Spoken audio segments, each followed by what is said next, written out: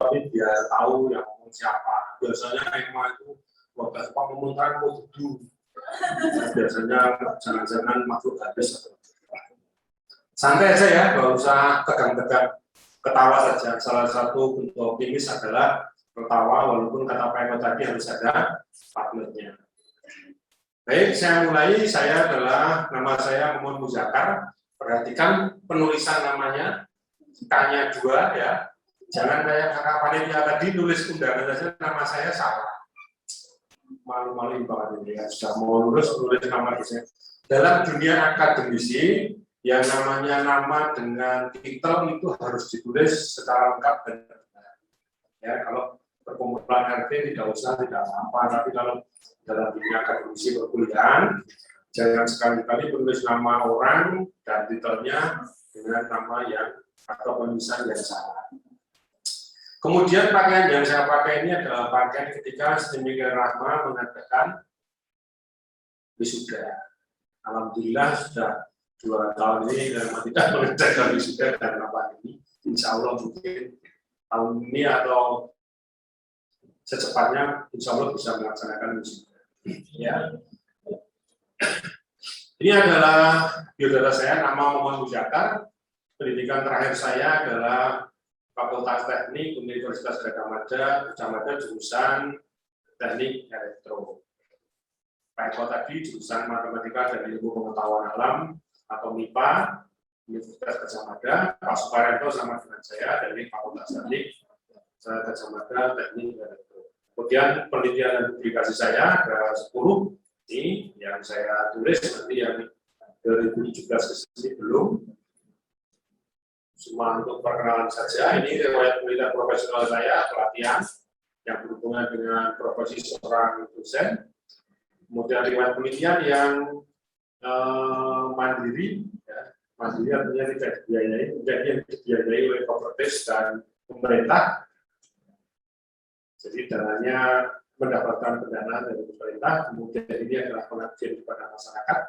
Karena tugas seorang dosen itu ada 3, namanya tridharma perguruan tinggi minimal, penelitian, pengabdian masyarakat, dan pengajaran. Ini adalah riwayat jabatan saya. Sampai sekarang nomor 7 Wakil Ketua Bidang Akademik dari 2016 sampai sekarang. Nah, kemudian mahasiswa sekalian, di sini saya akan membahas mengenai buku panduan akademik. Buku panduan akademik nanti silakan Anda download, nanti di sini ada alamatnya, silakan Anda download dan Anda pakai untuk panduan selama Anda kuliah di Sedemikian Rahma. Saya yakin kakak-kakak kelas Anda itu karena pasti ada yang tidak punya panduan. Kalau ditanya kemudian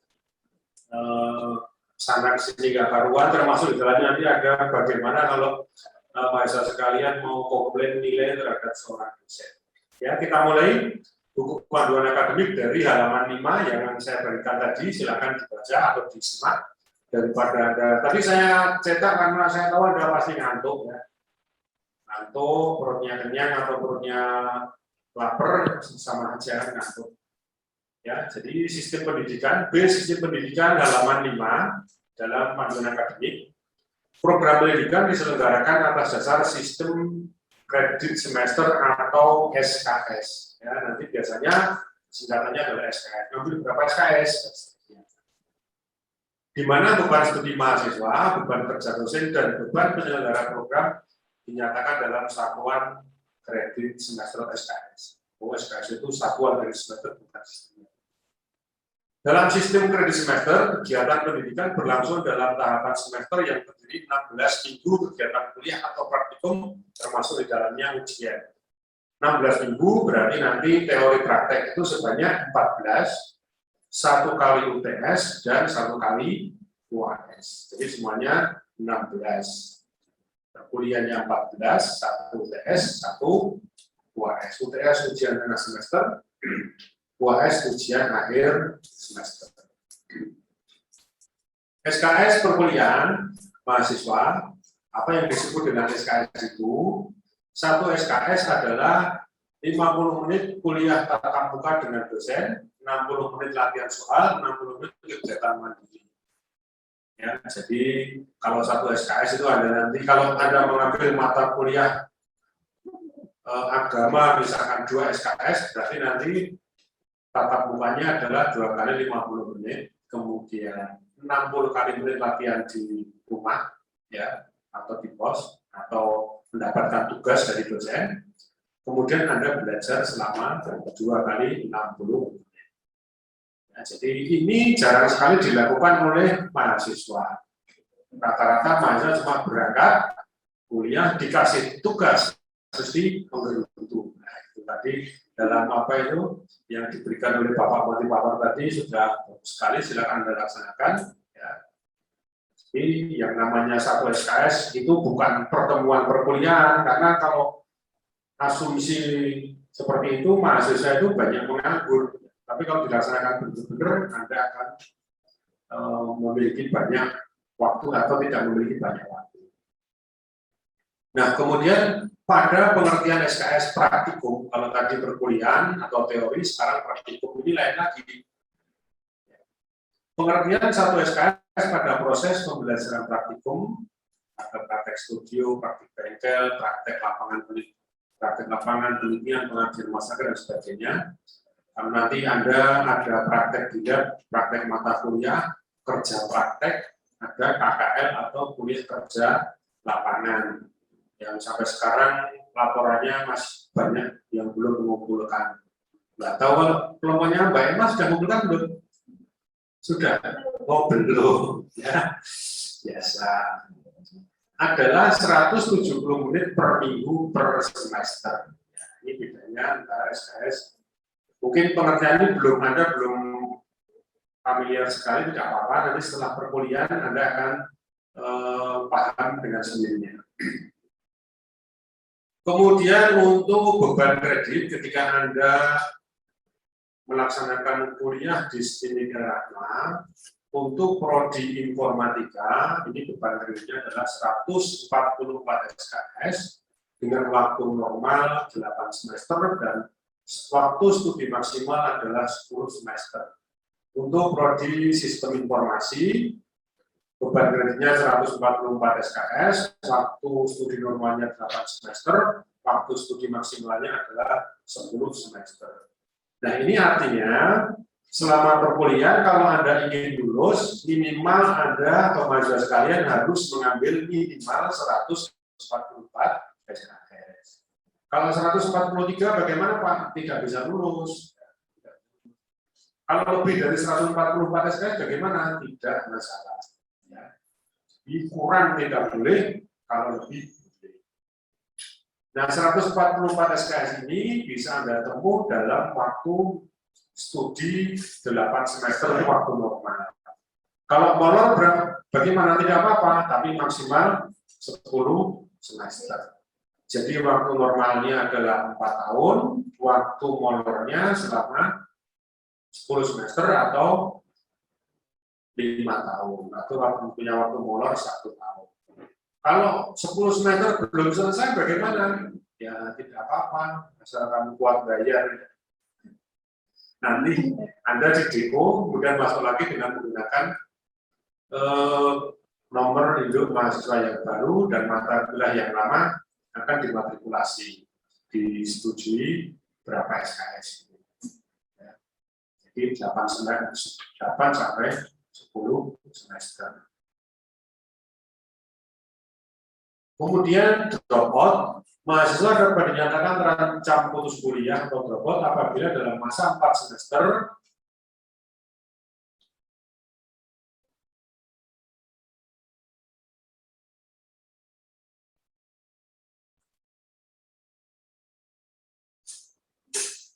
semester aktif pertama, mahasiswa belum mencapai sekurang-kurangnya 30 SKS dan interpretasi kumulatif IPK di bawah 2,0. Jadi kalau Anda dinyatakan drop out, itu syaratnya apabila dalam masa 4 semester aktif pertama 1, 2, 3, 4 Anda kurang dari 30 SKS dalam pengambilan mata kuliah dan IPK-nya kurang dari 2,0. Ini jarang sekali. Tapi ada yang males-malesan, lupa kuliah, kemudian dapat teman baru, jauh dari rumah, akhirnya di sini cuma kebanyakan main. Tapi tidak banyak, tapi pasti ada. Apabila dalam waktu 4 semester pertama tersebut mahasiswa mampu mengumpulkan dari 30 SKS, maka untuk evaluasi IPK-nya diambil dari 30 SKS dari mata kuliah dengan nilai tertinggi. Di mata kuliah tersebut 30 SKS tertinggi itu, jadi nilainya kan A, B, C, D, E. Kalau Anda dapat nilai E, berarti Anda dianggap belum pernah mengambil mata kuliah. A, nilai A bobotnya 4, B 3, C 2, D 1. Bagi mahasiswa yang terancam putus kuliah akan mendapatkan penanganan khusus oleh program studi masing-masing. Dipanggil, ditanyain, diceramain, dan sebagainya. Tapi biasanya mahasiswa yang malas kayak gitu, pendiriannya kuat. Ya, kalau malas, tetap malas. Jangan gitu. Kalau Mas Sujud ini rajin ya. Tapi kalau absen sering kesiangan karena bangunnya siang. Pendaftaran ulang, ini nanti di buku panduan akademik halaman 6. Pada setiap pergantian semester, mahasiswa wajib melakukan pendaftaran atau pendaftaran ulang dan mengajukan rencana studi selama kurun waktu yang telah ditentukan dalam kalender akademik. Jadi kalau ada sekarang semester 1, nanti Anda daftar ulang sudah. Tinggal mengisi kartu rencana studi. Mata kuliah apa saja yang Anda ambil. Ya. Nanti semester 1 selesai, Anda mau masuk ke semester 2. Anda juga harus daftar ulang lagi, ngisi mata kuliah 3 RS lagi, dan seterusnya. Mahasiswa membayar uang SPP ini yang tidak kipkul, ya. Yang kipkul juga membayar SPP, tapi sudah dibayarkan. Ini amanah tersendiri untuk Anda yang mendapatkan kipkul. Jika telah melewati kurun waktu yang ditetapkan, seorang mahasiswa tidak melakukan pendaftaran atau pendaftaran ulang, maka yang bersangkutan tidak diperkenankan mengajukan rencana studi dan diharuskan mengajukan permohonan cuti akademik. Kalau batas waktu KRS-nya tanggal 17 September, nanti setelah Oktober masih belum KRS, ya, nanti dia distatuskan mahasiswa yang sedang cuti. Ya, biasanya mahasiswa yang males KRS itu kalau tinggal mengambil skripsi saja. Sekarang semateri ngambil skripsi belum selesai, besok masih ngambil skripsi, dia tidak KRS. Dikira kalau kayak gitu, akademik otomatis mendaftarkan atau menganggap dia mahasiswa. Tidak bisa seperti itu. Mahasiswa yang hanya mengambil skripsi wajib melakukan registrasi aktif pengurusan KRS dengan membayar biaya sesuai ketentuan yang berlaku. Jadi saya pembimbingan akademik dan perencanaan program studi. Pembimbingan akademik dan perencanaan program studi merupakan penyusunan program akademik oleh mahasiswa yang mempunyai tujuan agar mahasiswa dapat menyelesaikan studinya dengan baik sesuai dengan minat kemampuannya. Pembimbingan dilakukan oleh dosen pembimbing akademik. Jadi nanti dalam Anda mengambil mata kuliah, terutama yang bukan paket ya, karena semester 1 itu paket. Setelah semester 1 tinggal nanti IP Anda itu berapa, nanti menyesuaikan total SKS yang bisa diambil. Itu nanti didiskusikan dengan dosen pembimbing akademik atau DPA. Apa DPA itu? DPA adalah dosen pembimbing akademik. Nanti setiap mahasiswa akan mendapatkan seorang DPA atau dosen pembimbing akademik. Sudah tahu DPA-nya belum? Belum ya?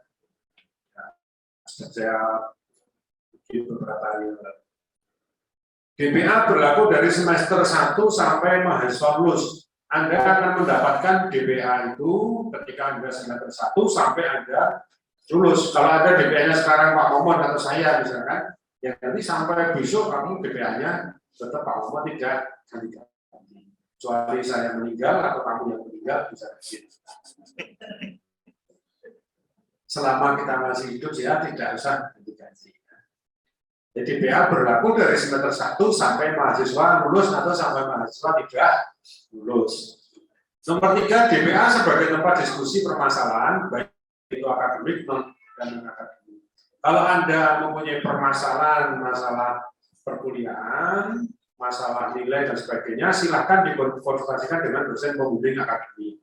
Ya, Anda punya masalah pribadi, silahkan juga dikonsultasikan dengan dosen pembimbing akademik. Putus pacaran, putus cinta, kebanyakan pacar, silahkan dikonsultasikan dengan dosen pembimbing akademik. Ya, jadi di perkuliahan ini DPA silakan Anda mengambilnya sebagai pengganti orang tua. Seperti Mbak Emma itu menganggap saya temannya, baik saja. Itu tangga saya juga. Pak, besok ke kampus, oke. Ngapain? Ya, ngapain?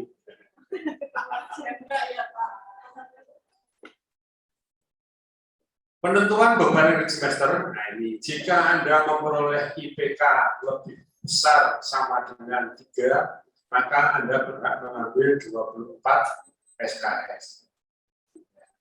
24 SKS. Kalau Anda mengambil 24 SKS per semester, nah, saya yakin selama perkuliahan tidak sampai 8 semester Anda sudah lulus.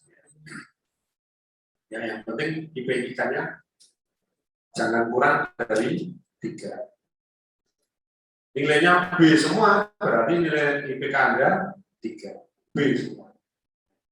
C dan D, E itu mulai sekarang Anda pasang di otak Anda itu adalah nilai yang haram. Dan bayangkan babi berarti C, D, E. Besok dapat nilai C berarti, aduh malah ini Pak Momon kayaknya berarti. Ini gara-gara Pak Momon. Oke, ini ya, cermati. Pengumuman nilai dan pembagian KHS atau kartu hasil studi. Kartu hasil studi itu Anda dapatkan kalau nanti perkuliahan sudah selesai, ujian akhir sudah selesai, nilai sudah diumumkan, Anda bisa mempunyai bukti dicetak nanti, kita cetak pada cetak studi, kartu hasil studi. Mata kuliah A nilainya apa, mata kuliah B nilainya apa, di bawahnya ada IPK, indeks prestasi kumulatif atau IP, indeks prestasi per semester. Setelah masa ujian selesai dan pekerjaan ujian telah selesai diperiksa dosen uji, maka hasil ujian akan diumumkan di papan pengumuman. Papan pengumuman itu bukan berarti ada papannya, tapi mungkin di website atau Anda bisa lihat tanyakan di komputer siakat yang sewaktu-waktu bisa diakses oleh mahasiswa. Selanjutnya kartu hasil studi atau KHS akan dibagikan dan saldonya akan dikirimkan ke alamat orang tua wali. Jangan macam-macam nanti. Ibu kirimkan ke orang tua. Caranya bagaimana? Ya kamu pulang dulu. Jadi kalau ada surat dari sini yang menerima kamu. Peninjauan kembali nilai atau PKN, setiap mahasiswa diberikan kesempatan untuk mengajukan permohonan peninjauan kembali nilai yang diberikan oleh dosen. Apabila berdasarkan evaluasi diri mahasiswa yang bersangkutan ditemukan kejanggalan dalam penilaian. Saya merasa mengumpulkan tugas saya benar, nilai saya kok jelek, silakan komplain dengan dosen pengampunnya. Ngomong saya ini gini-gini loh. Tapi Anda juga harus tahu, ya, apa saja komponen-komponen penilaian dari mata kuliah ngomong itu. Jangan kamu cuma, Pak saya dapat nilai D, saya komplain, ditanya, komponen penilaian saya apa? Kamu nggak tahu. Tugas kamu kumpul berapa kali? Kamu tidak tahu. Ya, jadi Anda membawa bukti-bukti yang valid, yang sahih, ya, bukti-bukti yang sahih, yang direstui agama itu, Anda ajukan ke dosen, itu nanti bisa ditinjau kembali. Kalau Anda tidak bisa mempunyai bukti seperti itu, maka di dalam panduan akademik itu yang lengkapnya nanti skor Anda akan dikurangi 10. Ya. Biasanya mahasiswa itu lewat WA aja, Pak, nilai saya kok jelek? Ya iya. Padahal saya absen terus, Pak. Untuk mata kuliah saya tidak pernah menghitung absen. Ya. Kenapa? Karena mahasiswa itu harus hadir minimal 70%. Selama mahasiswa kehadirannya kurang 70%, maka dia tidak berhak mengikuti UAS, ujian akhir semester. Itu peraturan dari pemerintah pusat Jakarta, bukan dari studi Rahman. Jadi untuk UAS, untuk absensi tidak pernah saya hitung. Tapi nilai saya murah. Saya tanyakan ke pas-pas Bapak itu dan bervariasi dari A sampai E. Cuti akademik silakan dibaca di halaman 9. Izin cuti hanya dapat diberikan kepada mahasiswa yang sudah mengikuti kegiatan akademik minimal 1 semester. Semester 1 nggak boleh cuti. Mahasiswa program Kipul tidak diperbolehkan mengambil cuti. Ini ada yang Kipul enggak? Atau Kipul semua? Yang tidak Kipul ada enggak?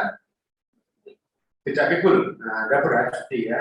Besok semester 2 cuti. Silakan. Diberi kesempatan kok diambil. Cuti ambil dulu deh. Ya, yang Kipul memang program pemerintah tidak diperbolehkan mengambil cuti. Pengajuan cuti paling lama untuk masa 2 semester. Selama menempuh pendidikan di STB Rahma, hanya diperbolehkan cuti paling lama 4 semester, tidak boleh secara berurutan. Karena biasanya mahasiswa cuti itu cuma karena banyak alasan. Pura-pura sibuk, ibu di kos main nanti lupa kuliah. Tahu-tahu semester 10. Semester 10 ke saya. Biasanya mahasiswa yang ke saya itu yang bermasalah. Jadi insya Allah nanti kita jangan ketemu aja biar Anda tidak bermasalah. Kalau mahasiswa bermasalah terus itu bikin pusing ya. Masa cuti akademik tidak diperhitungkan dalam perhitungan masa studi.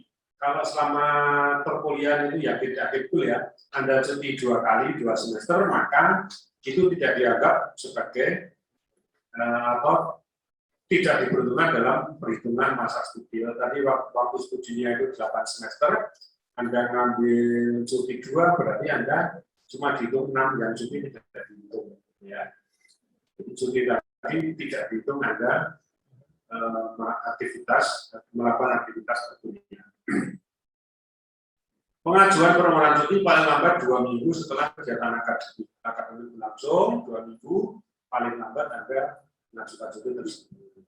Selama cuti mahasiswa dikenakan biaya administrasi, saya tidak tahu besarnya berapa, tapi tidak banyak, sesuai dengan ketentuan yang berlaku untuk masing-masing angkatan yang diatur dalam peraturan tersebut. Dan untuk mahasiswa bimbingan dan NTKS kelas reguler ini akan berlangsung tanggal 16 sampai 17 September 2021. Sekarang tanggal berapa? Berarti besok ya. Melalui website dari TPS mahasiswa sumiterama.asis.id.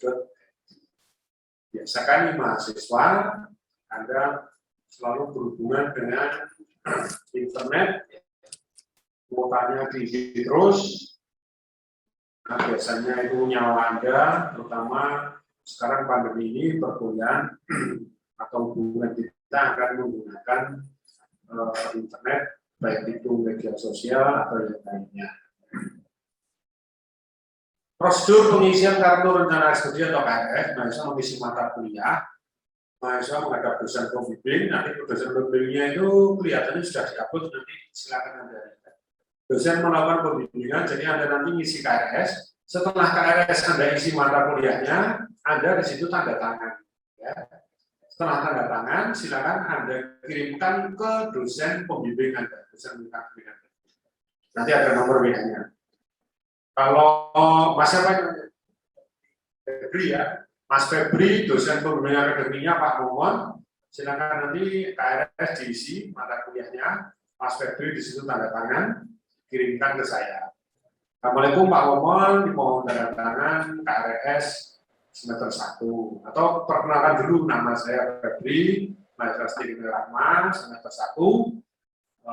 Mohon izin untuk minta tanda tangan KRS. Ya. Jangan Pak, tanda tangan Pak, itu model-modelnya EMA itu. Pak, tanda tangan Pak. Pak, bayari Pak. Iya. Tulis namanya salah lagi. Mohon bus Jakarta. Ya, jadi harus dikasih, kalau mau SMS dengan dosennya itu dikasih redaksi terlebih dahulu. Nanti kalau dosennya sudah oke, yang menutup Anda, karena yang mulai WA Anda, maka yang menutup Anda. Terima kasih Pak. Assalamualaikum warahmatullahi wabarakatuh. Nomor rekeningnya berapa Pak? Umum Pak, hanya 2.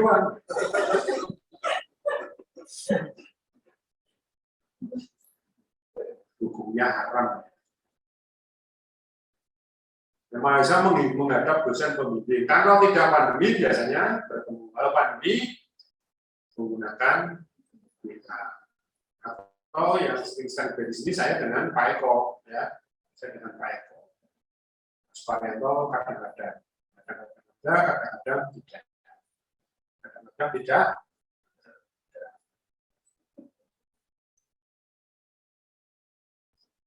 Nah, kemudian nanti dicetak, minta tanda tangan ke dosen pembimbing, rangkap 2 ya nanti. Yang satu diserahkan ke Eko sana, yang satu Anda bawa. Jadi KRS itu Anda bawa sebagai bukti kalau Anda sudah mengambil mata kuliah pada semester tersebut. Jangan sampai hilang. Anda semester 5, KRS 1, 2, 3, 4, 5, jangan sampai hilang. Tetap harus Anda simpan KRS dengan KHS, kartu hasil studi. Jadi setiap semester itu nanti di awal Anda membuat KRS, di akhir Anda akan memperoleh atau mencetak KRS. Kartu rencana studi, yang satu kartu hasil studi. Tuh. Ini adalah SOP pengisian dari KRS-nya. Ya, saya kira tidak ada masalah. Nanti akan pengisian ini akan dipandu oleh bagian Puskop. SOP perkuliahan daring. Dosen mempunyai akses internet, mahasiswa juga dosen mengupload materi perkuliahan. Nanti kita perkuliahan menggunakan Google Classroom, ya.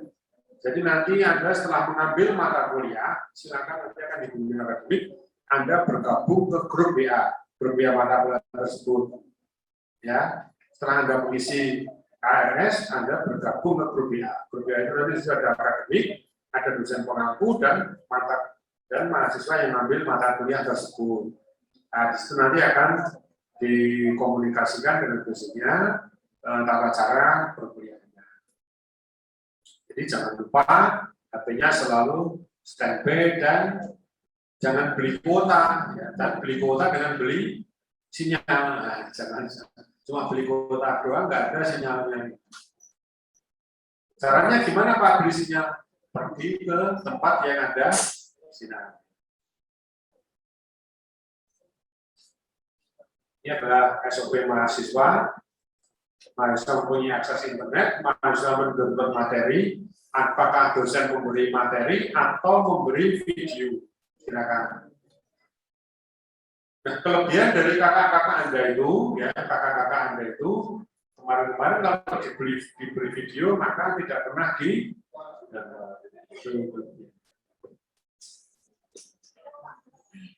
yang download 1, 2, 3, 4, yang tidak 5, 6, 8, 9, 10 sampai selesai. Oke. Mahasiswa masuk dalam grup WA mata kuliah dengan cara masuk atau mengikuti tautan grup setiap mata kuliah. Nanti akan diberi oleh bagian akademik. Tautan akan didesain oleh akademik. Mahasiswa mengikuti perkembangan sesuai dengan jadwal. Nanti silakan jadwal juga ada download, ya. Jadwalnya jam berapa, pukul berapa sampai pukul berapa, dan seterusnya. Hari ini kok tidak ada kuliah, nah, tidak ada jadwal ya tidak ada kuliah. Dan nanti bisa melihat perkuliahan itu sebenarnya banyak waktu yang kosong, kuliahnya ya. Tapi untuk belajar dan mengerjakan tugas, nah itu memerlukan banyak waktu. Kemudian mahasiswa melakukan absensi disiapkan. Kuliahnya materi menggunakan Google Classroom, Anda kuliah atau absensinya menggunakan siakan. Mahasiswa gaji. Nah, nanti ada absensi itu, linknya akan dikasih oleh dosen pengampu di WA itu. Silakan Anda, mahasiswa sekalian, silakan absen dengan menggunakan kode atau menggunakan barcode-nya angka berapa. Atau menggunakan token. Perkuliahan dibuka dengan berdoa, mahasiswa mengikuti perkuliahan dengan tertib, perkuliahan ditutup dengan berdoa. Nah, perkuliahan dimulai tanggal 20 September 2021 bisa. Ini jadwalnya. Anda bisa download panduan akademik, bisa download jadwal, bisa download yang lainnya di Rahma Jogja. Nah, di situ belum ada. Anda tulis saja N. Rahmat Jogjanet, silakan nanti Anda download di situ. Dicari, Anda buka N. Rahmat Jogjanet, silakan Anda buka-buka menu yang lainnya, baik yang apa. Oke. Ada pertanyaan sampai di sini? Kalau belum, sudah selesai.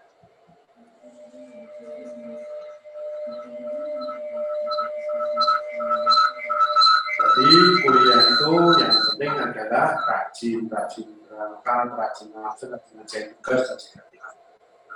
Nggak perlu pinter, rajin pinter juga. Ada yang asalnya dari Jogja, atau Jogja semua ini? Bantul? Bantulnya apa? Kasihan. Selatan Maderismo. Oh, berarti bau kamu ya? Karena Maderismo mengeluarkan lebih banyak kan? Yang itu Bantulnya mana? Sedayu semua. Sama Sedayu mana? Oh, Persibuana. Itu juga Persibuana. Dekat juga, tetanggaan. Oh, enggak, keren pacaran. Asli saya juga Bantul, tapi Bantul Selatan. Dekat rumah sakit Panembahan Senopati. Sekarang tinggal di Jalan Wates, dekatnya Pak Eko Riswanto, dekatnya Pak Suparyanto. Tapi Pak Suparyanto sekarang balik ke kampung halamannya di Jalan Kaliurang. Sekarang saya tetanggaan dengan Mas main ke temannya dekat itu. Ini menjadi Mas ya? Jadi Mas menjadi siapa ya? Bantul. Rumahmu di? Kemarin Oh, sekarang tidak lagi. Bantul. Oh, di mana? Oh, tidak Surabaya. Mana tetangga saya sekarang sudah melarikan diri lagi. Oh, Sedayu, Pak Irma itu. Ya, sana jangan dekat nanti ketularan. Ada pertanyaan? Belum ada? Bapak Kapolri sudah dihubungi? Oke. Baik, mahasiswa sekalian, terima kasih atas perhatian dan atensinya. Kalau ada pertanyaan berkaitan dengan ini, silakan bisa melalui WA dengan saya. 24 jam, tapi dijawabnya belum tentu langsung ya. Kan kuliah 24 jam. Kalau Mbak Emma kalau bimbingan saya biasanya sampai malam juga oke. Oke, dari saya kira dulu. Bila taufiq hidayah. Assalamualaikum warahmatullahi wabarakatuh. Waalaikumsalam warahmatullahi wabarakatuh.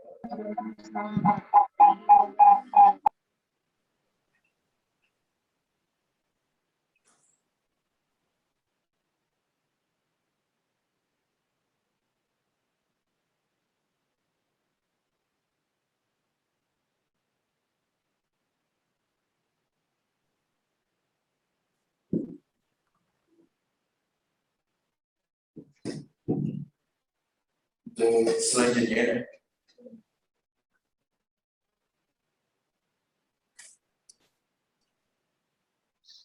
Kapolri. Pak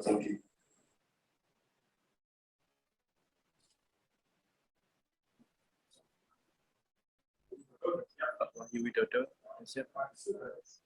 Pak Wahyu Widodo jadinya di Zoom ya? Iya.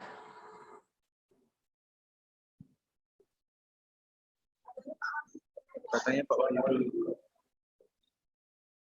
Untuk dipersilakan Pak Assalamualaikum, tes. Bisa terdengar suaranya?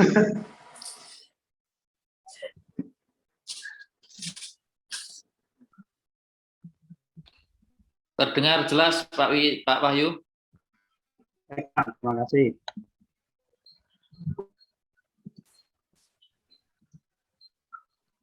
Pak Wahyu, dipersilakan Pak Wahyu. Iya.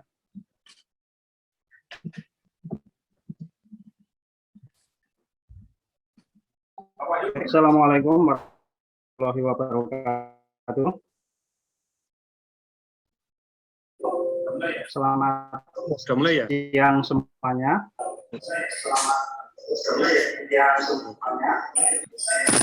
Terima kasih kepada panitia yang telah memberikan waktu kepada saya untuk mengenalkan tentang program studi informatika. Perkenalkan terlebih dahulu, nama saya Wahyu Widodo. Dulu saya alumni dari STIMIK El Rahma Yogyakarta juga, angkatan tahun 2004, lulus tahun 2008, dan insya Allah itu tepat waktu. Kemudian S2-nya saya Magister Teknik Informatika UII tahun 2013 sampai tahun 2015, dan insya Allah itu juga tepat waktu. Saya asal dari kota Purworejo yang sekarang tinggal di Kapanewon Sedayu, Kabupaten Bantul, Yogyakarta. Nah, minat riset saya itu di audit sistem informasi dan rekayasa perangkat lunak, atau kalau bahasa Inggrisnya software engineering.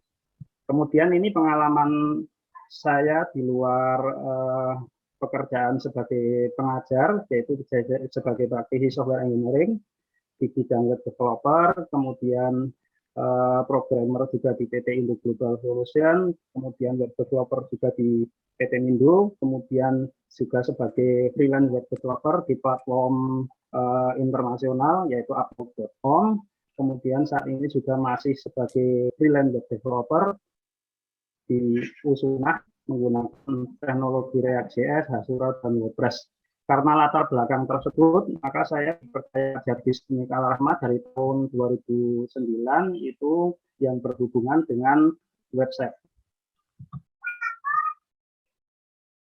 Nah, itu dan sudah selesai. Kita lanjutkan tadi sampai pengalaman penelitian. Jadi alhamdulillah dulu dapat hibah penelitian di Pak Properties, terus menang hibah penelitian dosen pemula nasional, dan lain sebagainya. Ini ada beberapa pengalaman penelitian yang saya ikuti.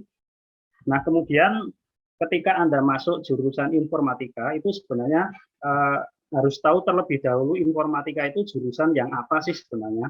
Nah, informatika itu merupakan salah satu jurusan pendidikan tingkat perguruan tinggi yang mempelajari serta menerapkan prinsip-prinsip ilmu komputer dan analisis matematis dalam perancangan, pengujian, pengembangan, evaluasi sistem operasi, perangkat lunak, kinerja komputer. Jadi dalam kata lain, bidang studi ini akan melakukan pembahasan terkait pengolahan data dengan memanfaatkan teknologi komputer yang menggunakan, Anda akan ketemu kok ada lagi matematika seperti yang dipelajari waktu jenjang dulu SMK atau SMK. Nah, karena basis komputasi, jadi nanti ada pengolahan yang melibatkan logika proses yang tidak boleh enggak harus berhubungan dengan matematika. Maka nanti ada matematika diskrit, ada logika matematika, dan lain-lain. Nanti akan ketemu tentang mata kuliah itu. Kemudian akreditasi, tentang akreditasi prodi informatika itu alhamdulillah dari 9 Januari 2018 sampai 9 Januari 2023 ini terakreditasi B. Dan saat ini masih mau ikut reakreditasi lagi, sedang mempersiapkan akreditasi lagi, semoga saja bisa mendapat yang lebih baik lagi. Lalu bagaimana profil lulusan? Profil lulusan. Nanti setelah Anda lulus, itu bentuknya lulusan itu seperti apa? Jadi, nanti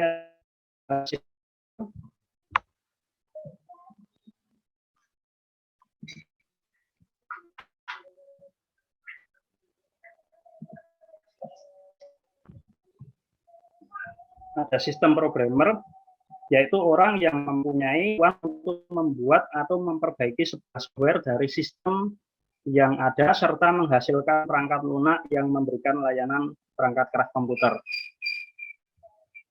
Meskipun jurusannya berhubungan dengan komputer, nanti lulusannya kemungkinan juga bisa beda-beda, tergantung passion Anda itu lebih senang di mana. Ada yang senang di programan, ada yang senang di jaringan, ada yang senang di multimedia, ada yang senang di web mobile developer.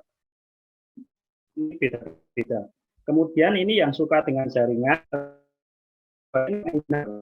orang yang memiliki kemampuan mengurusi jaringan komputer telekomunikasi di sebuah organisasi.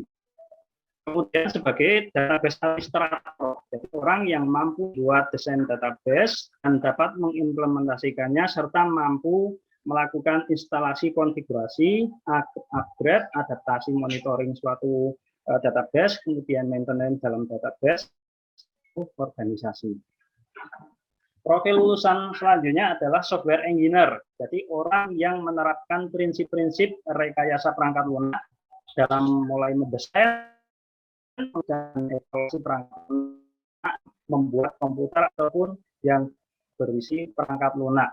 Intinya adalah memiliki kemampuan menyimpan suatu gagasan ide ke dalam bentuk digitalisasi. Maka nanti Anda juga akan mempelajari bagaimana cara membuat sebuah flowchart atau alur kerja supaya bisa dipahami oleh seorang programmer ke dalam bahasa kode. Yang tak kalah lupa lagi, yang tak kalah bagus lagi adalah technopreneur, yaitu sebagai seorang yang mampu menangkap peluang bisnis di bidang IT dan melakukan analisis bisnis. Ini alumni-alumni kita banyak sekali yang juga telah berhasil menjadi seorang technopreneur. Nah, kurikulum ini sama seperti yang di buku panduan akademik. Mungkin kalau yang datang offline sudah dibagikan ya Pak Mohon. Buku panduan kurikulum. Jadi untuk semester pertama nanti bukunya informatika ada 19 aspek, yaitu diantaranya ada pesantren siswa, pengantar teknologi informasi, web statis, algoritma, kerusakan Pancasila, Inggris, matematika. Nah, ini sudah dikomposisikan kurikulum ini sesuai dengan Aptikom, jadi asosiasi perguruan tinggi komputer. Jadi kenapa kok pada semester pertama itu yang ditanamkan. Kemudian yang semester kedua nanti ada pesantren mahasiswa 2, aljabar linier. Nah, ini yang berhubungan dengan matematika, pemrograman struktural dan struktur data, desain web, kewarganegaraan, kewirausahaan 2, bahasa Inggris, dan seterusnya. Ada 18 SKS. Kemudian di semester 3 itu ada cloud computing, sistem manajemen basis data, agama 1, pemrograman berorientasi objek, matematika distrik, sistem operasi, kemudian ada mata kuliah pendidikan anti korupsi. Nah, ini salah satu mata kuliah wajib yang termasuk kategori baru waktu di zaman saya ini. Bobotnya 21 SKS. Kemudian semester 4 ada jaringan komputer. Nah, ini bobotnya juga lumayan besar. Ini ada 6 SKS. Bagi Anda yang suka dengan kemudian ada data mining, arsitektur dan organisasi komputer, kemudian agama 2, riset operasi, bobotnya 20 SKS. Di semester 5 ada mata kuliah web service, cyber security, mobile programming, interaksi manusia komputer, desain berorientasi objek, dan agama 3. Bobot 21 SKS. Kemudian semester 6 ada animasi dan multimedia, bahasa Indonesia, sistem terdistribusi, rekayasa perangkat lunak, sistem pendukung keputusan, kecerdasan buatan, sistem pakar, bobot 22 SKS. Kemudian yang semester 7 IoT, kerja praktek, etika profesi, bisnis digital, metodologi penelitian, statistik, bobot 15 SKS. Akhir semester yang bobotnya adalah 8 SKS. Nah, ini kurikulum yang ada di dalam prodi informatika. Insya Allah bila teman-teman kuliahnya serius, fokus, bisa lulus tepat waktu dan ilmunya bisa bermanfaat. Kiranya cukup sekian Pak Momon yang dari saya yang bisa saya sampaikan, dan Manitia terima kasih banyak atas waktunya. Mungkin kalau ada yang mau bertanya silahkan, tapi sebelumnya waktu saya kembalikan ke Panitia. Terima kasih. Assalamualaikum warahmatullahi wabarakatuh. Baik, terima kasih Pak Wahyu atas sampaiannya selaku Prodi Teknik Informatika. Selanjutnya, Untuk selanjutnya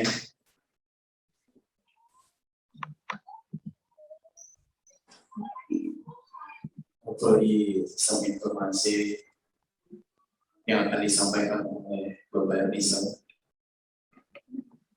Hadirin beliau beserta waktu dan tempat.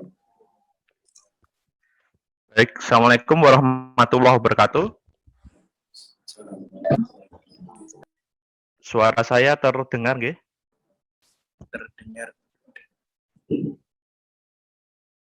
Terdengar, nggih?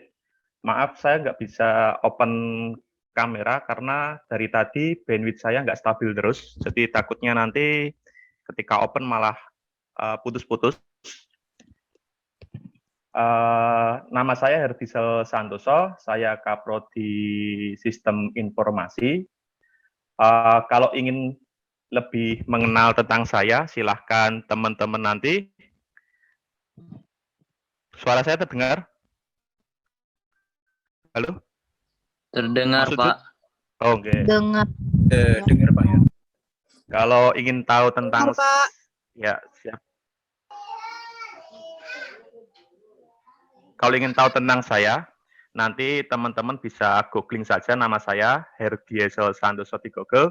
Nanti teman-teman akan sudah lengkap itu, ada publikasi saya apa saja di Google Scholar, kemudian profil saya di Sinta, kemudian akun LinkedIn saya, nanti ada pengalaman kerja saya dan lain sebagainya, itu sudah ada.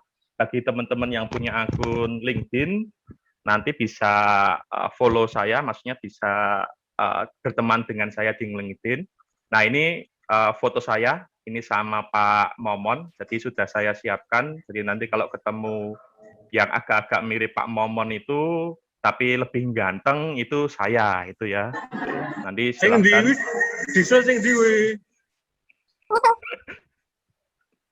Yang buri, Pak.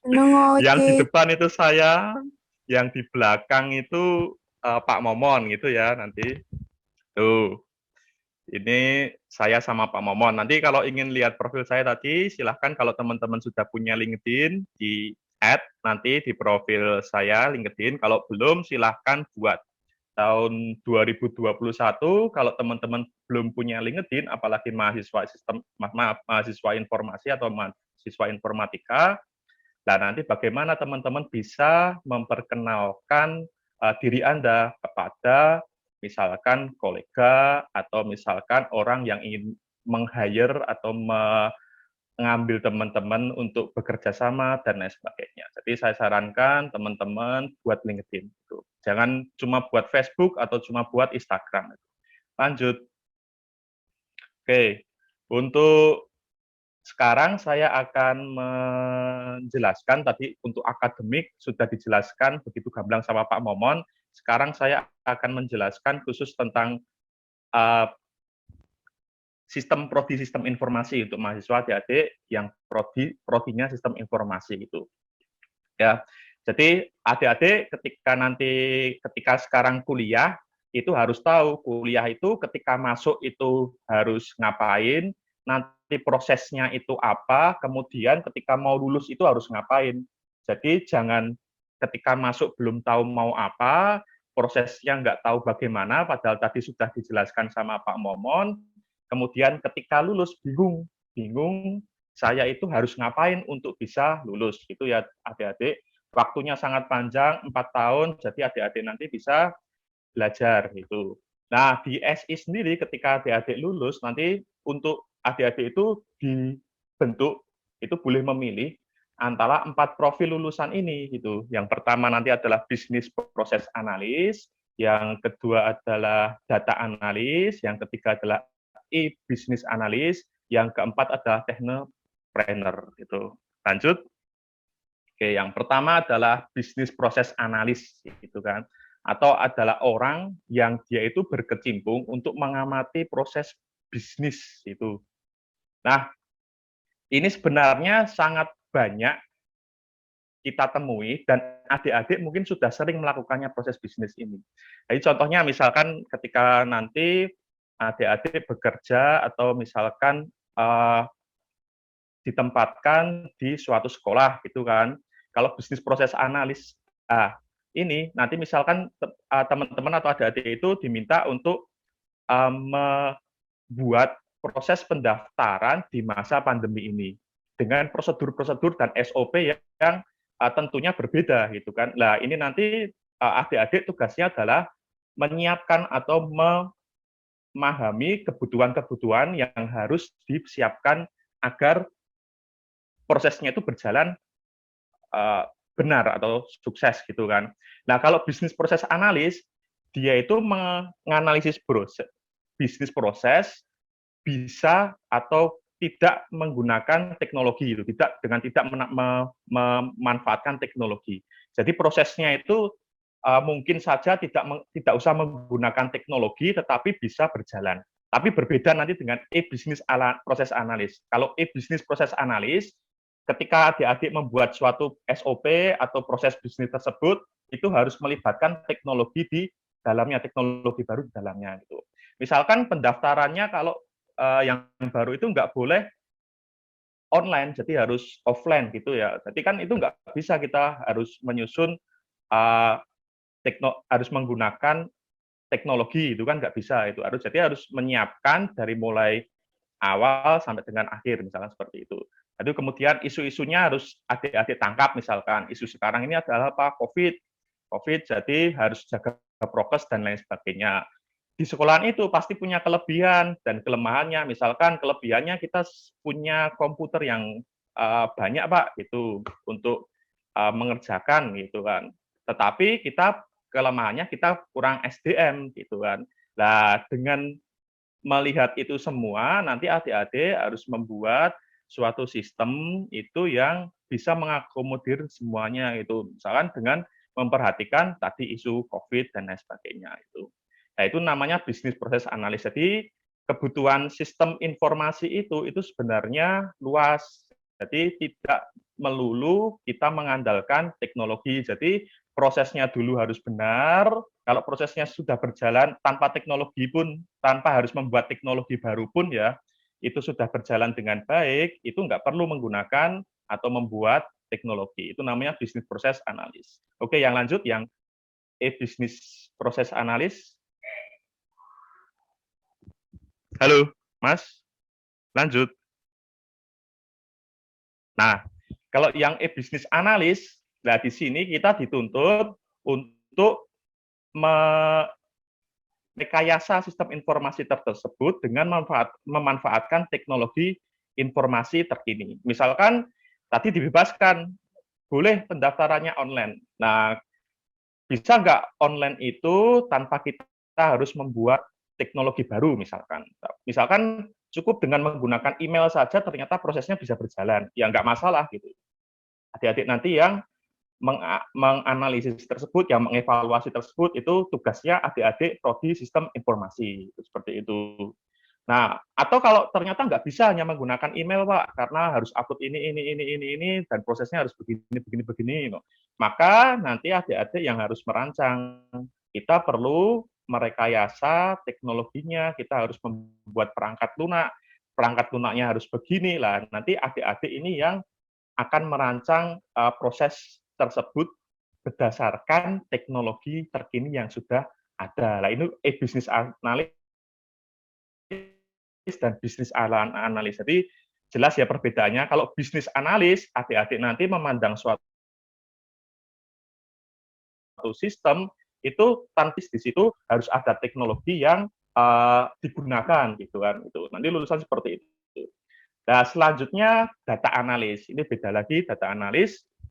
Nah, lulusan data analis banyak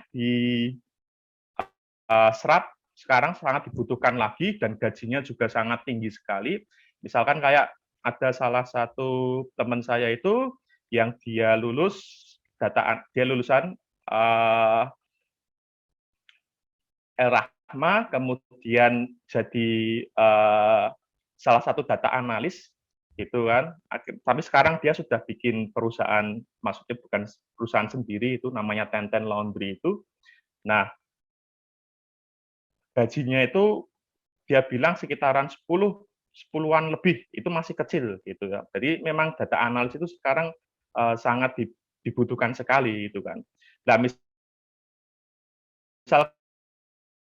Kan banyak perusahaan yang pakai data analis, misalnya Gojek, Tokopedia. Misalkan di Gojek itu dulu itu menurut adik-adik sekalian mana sih yang paling laku? Apakah GoFood-nya, apakah GoRide-nya, apakah GoMobilnya itu? Dulu nggak ada yang tahu itu. Tiga itu mana yang laku. Sampai Gojek itu menggunakan data analisnya dan dia tahu ternyata yang paling laku, yang paling banyak diminati orang itu sebenarnya adalah GoFood-nya gitu. Penghasilan Gojek dari GoRide dan GoMobil itu nggak seberapa daripada GoFood-nya itu. Makanya data analisnya itu kemudian dipakai oleh Shopee, ya kan? Shopee akhirnya apa? Bikin Shopee Food, meniru Gojek karena dia tahu Shopee itu tahu bahwa sebenarnya yang paling laku itu adalah food-nya. Itu.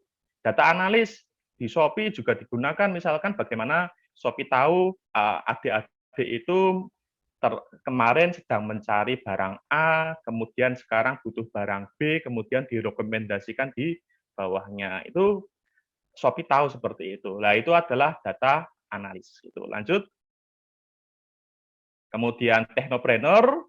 Seorang technopreneur itu dia mampu menangkap peluang bisnis di bidang IT itu kan seperti yang sudah diterangkan Pak Parianto sama Pak Wahyu Widodo tadi bahwa alumni kita yang menjadi seorang technopreneur itu banyak sekali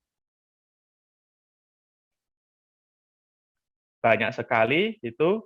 Jadi sebelum lulus mereka sudah punya usaha sendiri, baik itu usaha di bidang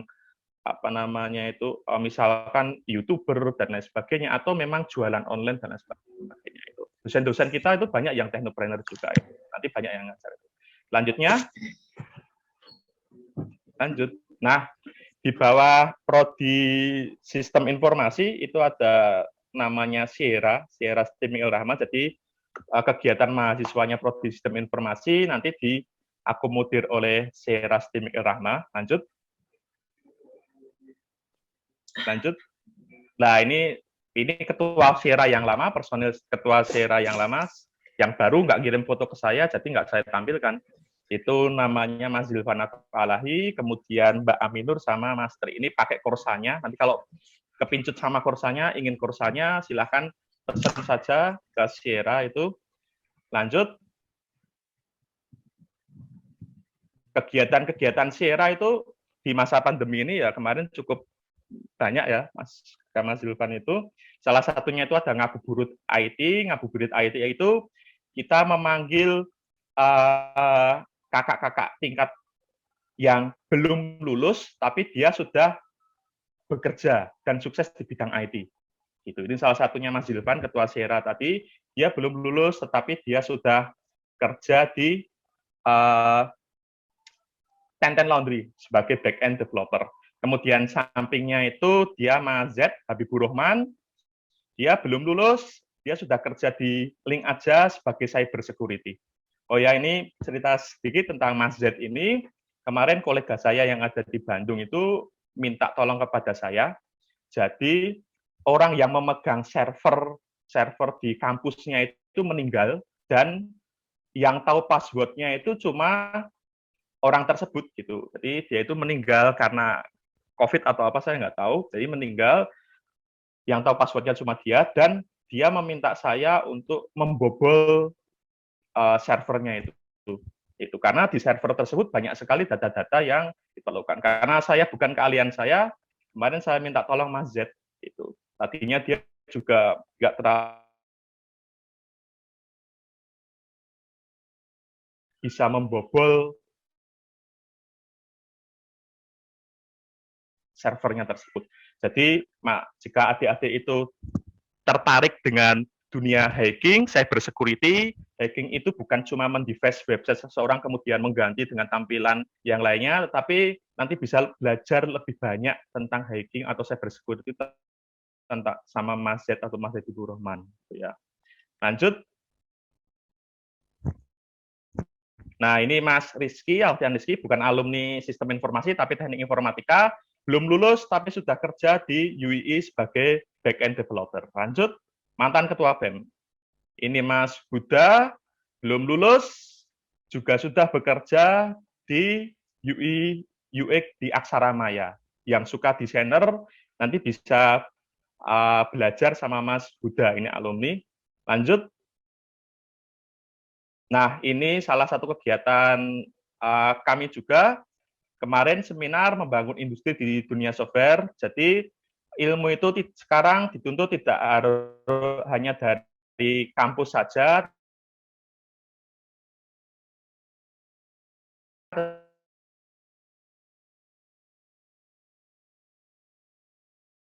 Rahma juga, namanya Mas Windy atau Mas Kanza gitu kan.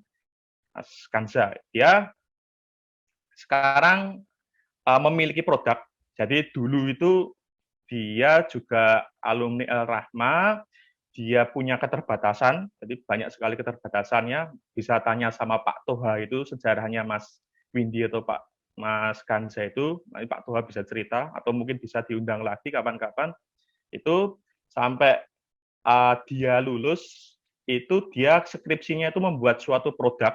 Itu tadi skripsinya itu dia nggak asal-asalan bikin skripsi, bikin suatu produk, sampai sekarang produknya itu masih digunakan, dan bukan dia yang menggunakannya, tapi digunakan di lebih dari 800 rumah sakit di Indonesia. Itu namanya SIM Rumah Sakit Kanza gitu. Nah, ini salah satu alumni STIMIK Rahma Yogyakarta. Ini ya. Jadi kalau adik-adik yang suka nonton Naruto atau One Piece itu kan sering ada kata-kata itu, gunakanlah kekurangan atau kelemahanmu itu menjadi suatu kekuatan. Itu adalah orang yang berhasil. Itu. Kalau di Boruto saya nggak tahu karena nggak ngikuti lagi. Lanjut. Ini seminar analisis website online juga. Kemudian lanjut lagi kegiatan kita. Nah, ini kemarin kita juga ikut lomba namanya Ecoji Challenge adik-adik. Ecoji ini diselenggarakan oleh Aruba. Aruba itu adalah anak perusahaannya dari Huawei. Huawei itu kan. Itu ada tahapannya. Kita ngirimkan 3 tim, 3 atau 4 tim, saya lupa, 3 tim kalau nggak salah. Kemudian kita pernah juara 3, pernah nggak dapat juara, di step juara 3, sampai terakhir lanjut.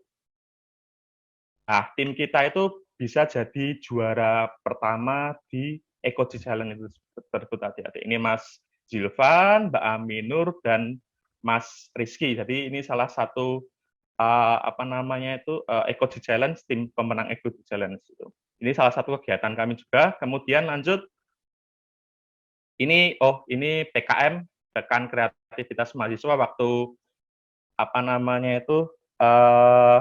tadi sudah diterangkan sama Pak Parianto waktu mengerjakan Pekan Kreativitas Mahasiswa.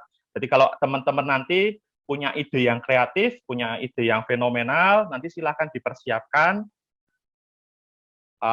Nanti bisa diajukan, didanai. Misalkan saya ingin memindahkan tanaman yang ada di Dieng itu biar bisa ditanam di Gunung Kidul, misalnya seperti itu. Jadi bikin smart farm, itu kan nanti bisa diajukan proposal, nanti bisa didanai. Karena yang kemarin menang, kita pernah El Rahma itu pernah menang itu membuat smart farm itu untuk pembibitan jamur kalau nggak salah, itu yang Pak Toha yang tahu itu. Untuk pembibitan jamur kalau nggak salah itu kita pernah juara. Nah, misalkan adik-adik punya ide seperti itu, nanti bisa bikin proposal atau ide-ide berhubungan dengan kewirausahaan seperti itu. Lanjut. Ini yang terakhir ya, kita selalu teman-teman itu ditutup dengan selfie dan makan-makan di setiap acara.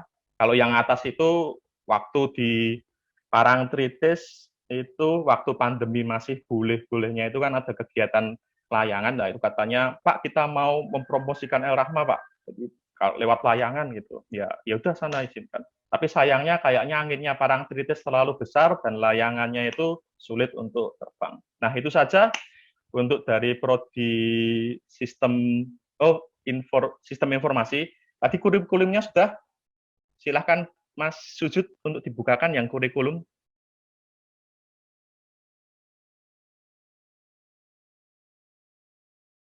kurikulumnya kelupaan.